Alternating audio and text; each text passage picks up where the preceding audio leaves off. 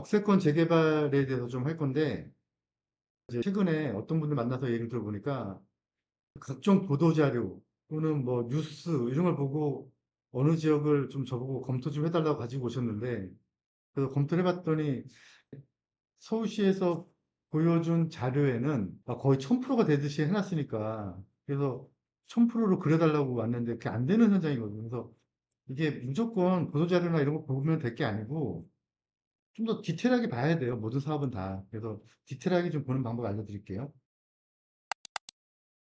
역세권 재개발 사업이 되게 많은데 그중에서 오늘 볼 거는 역세권 장기전세, 역세권 활성화, 그다음에 소규모 재개발, 그다음에 볼 건 아니지만 볼 수 있는 것도 아니에요. 민간복합이 있는데 걔도 역세권 사업인데 걔는 아직 시행령밖에 안 나와서 시행령 신규주밖에 안 나와서 지역별 조례가 안 나왔어요. 그게 뭔지만 좀 이렇게 짚어보고 가자고요.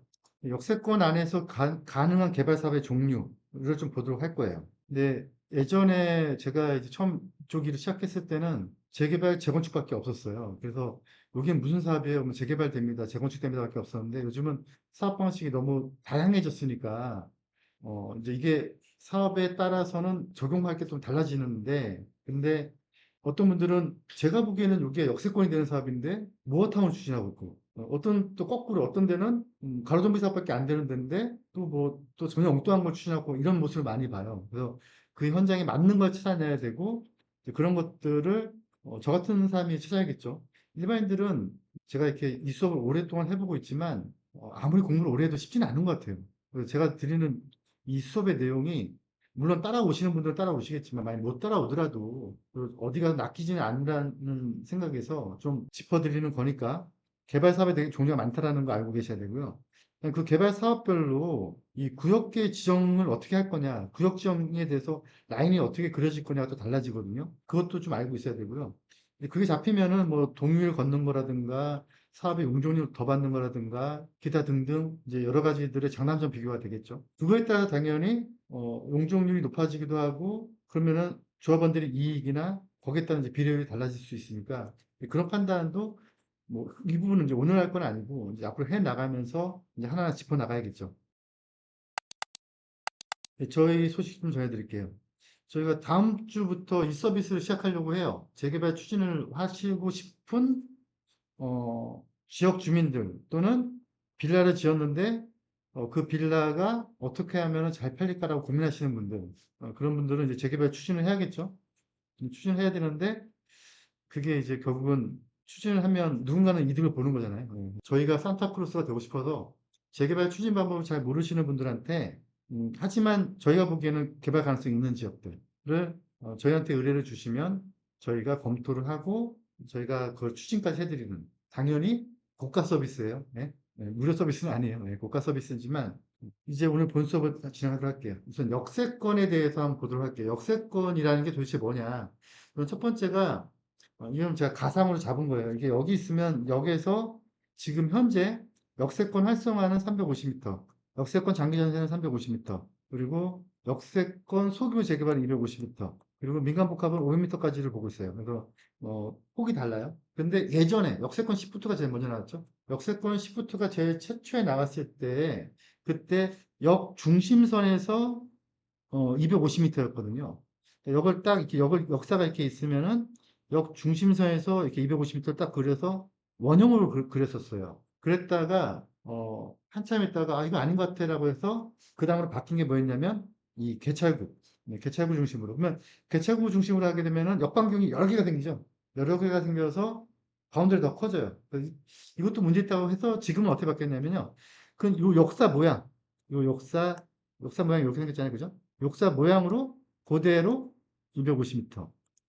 지금 이렇게 바뀌었거든요. 그래서 이제 거기 머릿속에 하나 있으셔야 되고요. 그 다음에 두 번째가 역이라는 게 뭐냐, 역. 여기 보시면은 여기 제기동역 주변에 동북선 공사 중이네요. 여기 지금 경전철이잖아요. 그럼 경전철인데 얘가 공사 중이잖아.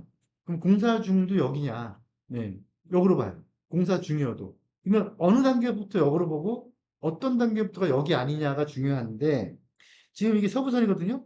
서부선이 나왔죠, 이게. 이게 나왔어요. 그런데 역세권 장기 전세를 보면 지금 신설로 추진하는 지역 역도 역으로 본다라고 돼 있고 역세권 활성화도 그런 표현이 있는데, 그러면 지금 이것도 연세대 역이잖아요. 예? 그럼 이것도 역이냐? 이것도 역으로 볼까요? 이건 역으로 안 봐요. 왜 안 보냐면, 역으로 보려면 여기에서 역의 역사 모양이 나와야 되고, 역사 모양이 나오고, 역사 모양에서 다시 250m, 350m, 500m든 그리려면 역사에 어떤 설계가 나와야 되는 거죠. 역사의 시시 설계가 나와야 되는 거죠. 그래서 역사 도면이 나오기 전까지는 역으로 안 가요. 그래서 그거를 되게 중요시 보셔야 돼요. 그래서 제가 이제 이런 뭐 서부선, 동부선 많잖아요. 뭐 보면 제가 제일 중요시 여기는 게 이제 이게 뭐 검토 단계 넘어갔다, 뭐 시시성계 넘어갔다. 그다음부터 이제 역사별로 이제 설계 도면이 나와야 돼요. 그래서 역사 도면 설계 도면이 나오면 그다음부터 이제 역사를 그릴 수가 있는 거예요. 지금은 역변경 이제 250m 이게 지금 역세권 활성화 역세권 장기 전세가 2025년 한시적으로 250, 350m였다가 지금 그 한시적인 표현이 없어졌어요. 그래서 그냥 다 350m로 바뀌었는데 소규모 재개발만 한시적으로 250m 했는데 그게 올해 연장이 안 됐더라고요. 그래서 지금 제가 열심히 민원 넣고 있어요. 이거는 좀 법령의 취지랑 좀 맞지 않다라고 해서 민원을 넣었어요. 민원을 넣다 보면은 뭐 이제 인지시켜 드리는 거죠. 이게 필요하다. 그래서 아마 제 생각에 올 하반기쯤에는 소규모 재개발도 350으로 가지 않을까. 사업의 종류를 보도록 할게요.